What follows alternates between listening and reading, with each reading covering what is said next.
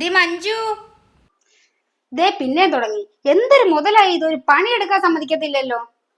ദാ വരുന്നു കൊച്ചമ്മേ. എന്താ കൊച്ചമ്മേ വിളിച്ചേ? നീ ഇതിന്റെ പുറത്തിരിക്കുന്ന വല കണ്ടോ? ഇത് തൂത്ത് തുടച്ചിടാൻ നിന്നോട് ഞാൻ 1 മണിക്കൂർ മുന്നേ പറഞ്ഞതായിരുന്നോ? എന്നിട്ട് നീ ഇത് തൂത്തിട്ടോ? ഇത് തൂത്തോണ്ടിരുന്നപ്പോഴല്ലേ കൊച്ചമ്മ എന്നെ വിളിച്ച് ഫ്രിഡ്ജിലിരിക്കുന്ന നാരങ്ങ എടുത്ത് കണ്ടിച്ച് നാരങ്ങ വെള്ളം കൊണ്ടു തരാൻ പറഞ്ഞേ. എന്നിട്ട് നീ നാരങ്ങ വെള്ളം കൊണ്ടു തന്നോ? ഫ്രിഡ്ജിൽ നിന്ന് നാരങ്ങ എടുത്ത് പകുതി കണ്ടിച്ചോണ്ടിരുന്നപ്പോഴല്ലേ കൊച്ചമ്മ എന്നെ വീണ്ടും വിളിച്ച് പിള്ളേരുടെ തുണി നനച്ചിടാൻ പറഞ്ഞത്. എന്നിട്ട് നീ തുണി നനച്ചിട്ടോ? പിള്ളേരുടെ റൂമിൽ പോയി പിള്ളേരുടെ തുണി മൊത്തം എടുത്ത് ബക്കറ്റിൽ സോപ്പ് കൂട്ടിയിട്ട് കലക്കി അത് കുതിർത്തോണ്ടിരുന്നപ്പോഴല്ലേ കൊച്ചമ്മ എന്നെ വിളിച്ച് ഉള്ളി അരിയാൻ പറഞ്ഞത്. എന്നിട്ട് നീ ഉള്ളി അരിഞ്ഞോ? ഉള്ളി അരിഞ്ഞോണ്ടിരുന്നപ്പോഴല്ലേ കൊച്ചമ്മ എന്നെ ഇങ്ങോട്ടേക്ക് വിളിച്ചത്. ദേ ഉള്ളി, ഇതേ കത്തി. ചുരുക്കി പറഞ്ഞാ ഇന്ന് ഇവിടെ ഒരു പണി നീ ചെയ്തിട്ടില്ല. അതെന്ത് വർത്താനോ കൊച്ചമ്മ പറയുന്നു? കൊച്ചമ്മ അങ്ങനെ പറയരുത്. ഞാൻ വന്ന് കേറിയപ്പോ തൊട്ട് കിടന്ന് ഓടാൻ തുടങ്ങിയതല്ലേ. കൊച്ചമ്മയും കാണുന്നതല്ലേ. ഇങ്ങനെയൊക്കെ ഒരാളെ കഷ്ടപ്പെടുത്താവോ? കൊച്ചമ്മയുടെ അമ്മ ഉണ്ടായിരുന്ന കാലം തൊട്ട് ഞാൻ ഇവിടെ പണിക്ക് വരാൻ തുടങ്ങിയതാ. ആ മാടോ എന്നത് ഇവിടെ ഉള്ളംകൈയില് ഇനി ഉള്ളംകൈയിലാ കൊണ്ട് നടന്നുകൊണ്ടിരുന്നത്. കൊച്ചമ്മയാണ് എന്നിട്ട് എന്നെ ഇങ്ങനെ കുറ്റപ്പെടുത്തുന്നത്.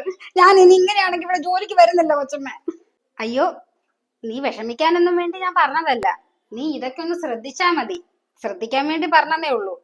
പോട്ടെ, നീ അതങ്ങ് മനസ്സിൽ നിന്ന് കളാ. ഞാൻ ഇനി നിന്നോടൊന്നും പറയാൻ പറഞ്ഞില്ല. ഞാൻ ഇനി നിന്നെ വിളിച്ച് ശല്യപ്പെടുത്തണില്ല. നീ പോയി എന്താന്ന് വെച്ചാൽ നിന്റെ പണി ചെയ്തോ. ശരി കൊച്ചമ്മ. ഹോ, ഈ ഉള്ളിക്ക് എന്തൊരു നീറ്റില്ല. കണ്ണ് നീറിയിട്ട് വയ്യ. എന്തായാലും കറക്റ്റ് സമയത്തിന് കണ്ണുനീര് വന്നത് നന്നായി. ഇനി കുറച്ചു നേരത്തിന് അവരെന്നോട് പണിയെടുക്കാൻ പറയത്തില്ല. അക്കരെ തോണിയിൽ ഇക്കരെ പോവാൻ എത്തിടാമോ?